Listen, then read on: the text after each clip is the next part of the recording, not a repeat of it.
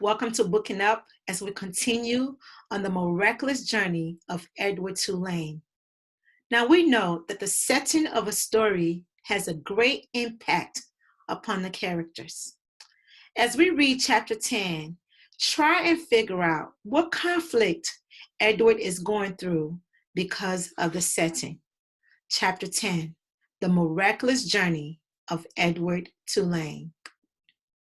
Lolly was a lumpy woman who spoke too loudly and who wore too much lipstick. She entered the house and immediately spotted Edward sitting on the living room couch. "What's this?" she said. She put down her suitcase and picked Edward up by one foot. She held him upside down. "That's Susanna," said Nellie. "Susanna!" shouted Lolly. She gave Edward a shake. His dress was up over his head, and he could see nothing.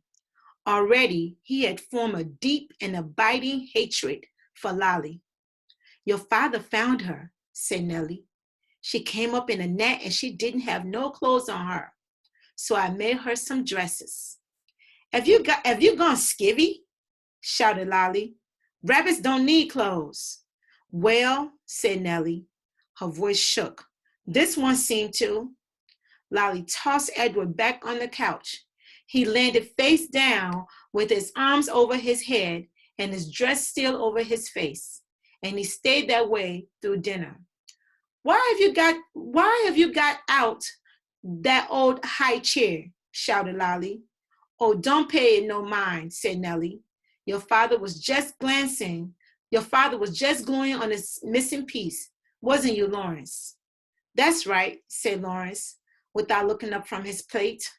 Of course, after dinner, Edward did not go outside and stand beneath the stars to have a smoke with Lawrence.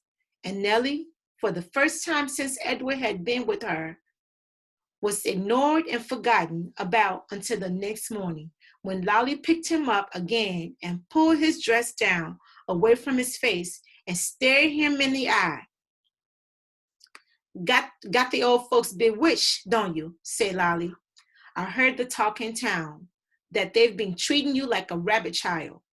Edward stared back at Lolly. Her lipstick was bright and bloody red. He felt a cold breeze blow through the room. "Was a door open somewhere?" "Well, you don't fool me," she said. She gave him a shake. "We'll be taking a trip together, you and me." Holding Edward by the ears, Lolly marched into the kitchen and shoved him face down in the garbage can. "Ma," Lolly shouted, "I'm taking the truck. I'm going to head on out and do some errands." "Oh," came Nellie's tremulous voice. "That's wonderful, dear. Goodbye, then." "Goodbye," thought Edward, as Lolly hauled the garbage can out to the truck. "Goodbye," Nellie called again, louder this time. Edward felt a sharp pain somewhere deep inside his china chest. For the first time, his heart called out to him. It said two words: "Nellie, Lawrence."